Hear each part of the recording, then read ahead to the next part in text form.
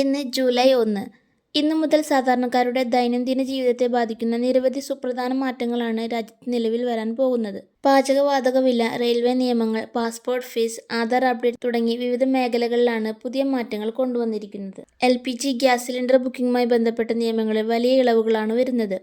പശ്ചിമേഷ്യൻ യുദ്ധത്തിന്റെ പശ്ചാത്തലത്തിൽ ഗ്യാസ് ലഭ്യത കുറഞ്ഞതിനെ തുടർന്ന് ഒരു സിലിണ്ടർ ലഭിച്ചതിന് ശേഷം 45 ദിവസങ്ങൾക്ക് ശേഷം മാത്രമേ അടുത്തത് ബുക്ക് ചെയ്യാൻ സാധിക്കുമായിരുന്നുള്ളൂ.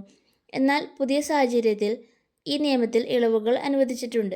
കൂടാതെ യുദ്ധ സാഹചര്യങ്ങളിൽ അയവ് വന്നതിനാൽ വരും ദിവസങ്ങളിൽ പാചകവാതക വില കുറയാനും സാധ്യതയുണ്ട്. ഇത് സാധാരണക്കാർക്ക് വലിയ ആശ്വാസമാണ് നൽകുന്നത്. ആധാർ കാർഡിലെ ചില വിവരങ്ങൾ ജൂലൈ 1 മുതൽ ഡിസംബർ വരെ സൗജന്യമായി അപ്ഡേറ്റ് ചെയ്യാൻ സാധിക്കും. ഇമെയിൽ ID, പേര്, വിലാസം, ജനനത്തീയതി, ലിംഗം, മൊബൈൽ നമ്പർ തുടങ്ങിയ വിവരങ്ങൾ ഈ കാലയളവിൽ ഫീസില്ലാതെ അപ്ഡേറ്റ് ചെയ്യാവുന്നതാണ്. ഇതിനായി നേരത്തെ 75 രൂപ ഫീസ് ഈടാക്കിയിരുന്നു. ട്രെയിൻ യാത്രക്കാർ ഏറ്റവും കൂടുതൽ ശ്രദ്ധിക്കേണ്ടത് റെയിൽവേ നിയമങ്ങളിൽ വന്നിട്ടുള്ള മാറ്റങ്ങളാണ്. നിയമലംഘനങ്ങൾക്ക് വലിയ തുക പിഴയായി ഈടാക്കാൻ റെയിൽവേ തീരുമാനിച്ചിട്ടുണ്ട്. അതെന്തൊക്കെയാണെന്ന് നോക്കാം. ടിക്കറ്റ് ഇല്ലാതെയുള്ള യാത്ര. ടിക്കറ്റ് ഇല്ലാതെ ജനറൽ കമ്പാർട്ട്മെൻറ്റുകളിൽ കയറുന്നവരിൽ നിന്നും ഇനി മുതൽ 500 രൂപയാണ് ഫൈൻ ഈടാക്കുക. വനിതാ കോച്ചിലെ യാത്ര. സ്ത്രീ സംവരണ കോച്ചുകളിൽ യാത്ര ചെയ്യുന്ന പുരുഷന്മാർക്ക് 2500 രൂപയായിരിക്കും പിഴ. അപകടകരമായ വസ്തുക്കൾ കൊണ്ടുപോകൽ. നിയമവിരുദ്ധമായോ അപകടകരമായോ ഉള്ള ഏതെങ്കിലും വസ്തുക്കൾ ട്രെയിനിൽ കൊണ്ടുപോയാൽ 10,000 രൂപയാണ് പിഴയൊടുക്കേണ്ടി വരിക. സ്ലീപ്പർ കോച്ചിലെ യാത്ര. ജനറൽ ടിക്കറ്റ് എടുത്തതിന് ശേഷം സ്ലീപ്പർ കോച്ചുകളിൽ കയറുന്ന പ്രവണത ഇനി അനുവദിക്കില്ല. മുമ്പ് TTയോട് സംസാരിച്ച് ടിക്കറ്റ് കൺവേർട്ട് ചെയ്യാമായിരുന്നെങ്കിലും ഇനി മുതൽ നിയമം കർശനമാക്കുകയും ഇത്തരം യാത്രക്കാർക്കെതിരെ ശക്തമായ നടപടികൾ സ്വീകരിക്കുകയും ചെയ്യും. പുതിയ പാസ്പോർട്ട് എടുക്കാനോ പുതുക്കാനോ ഉള്ള ചിലവ് വലിയ തോതിൽ വർദ്ധിപ്പിച്ചു എന്നതാണ് മറ്റൊരു ശ്രദ്ധേയമായ കാര്യം.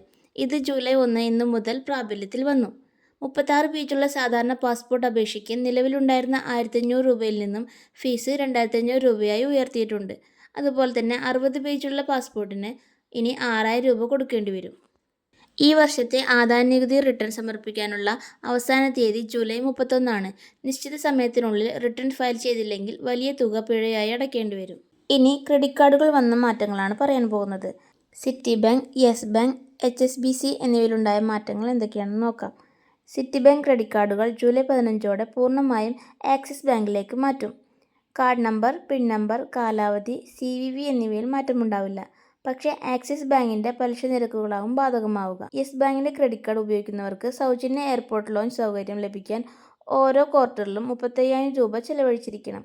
മുമ്പ് ഇത് 10,000 രൂപയായിരുന്നു. അതുപോലെ തന്നെ HSBC ബാങ്കിൽ സർക്കാർ പേയ്മെൻറ്റുകൾ, ഇൻഷുറൻസ് പ്രീമിയം, ഇന്ധന പർച്ചേസ്, യൂട്ടിലിറ്റി പേയ്മെൻറ്റുകൾ എന്നിവയ്ക്ക് ജൂലൈ 1 മുതൽ റിവാർഡ് പോയിന്റുകൾ ലഭിക്കില്ല. വീഡിയോ യൂസ്ഫുൾ ആയെങ്കിലും വീഡിയോ ലൈക്ക് ചെയ്യാനും ഷെയർ ചെയ്യാനും കമൻറ്റ് ചെയ്യാനും മറക്കല്ലേ. ഒപ്പം ചാനൽ സബ്സ്ക്രൈബ് ചെയ്യാനും മറക്കല്ലേ. Thank you for watching.